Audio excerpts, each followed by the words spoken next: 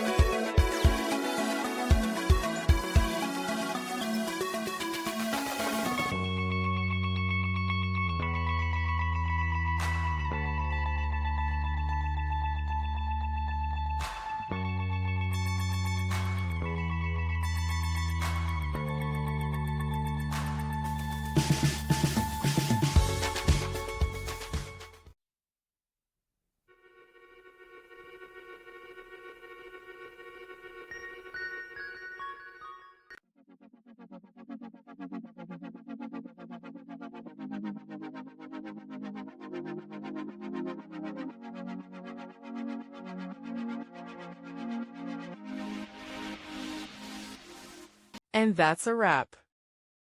I hope you found the answer you were looking for. If you did, take a second to hit that subscribe button. It really helps out. And let me know in the comments which solution worked best for you. See you next time in the debug zone.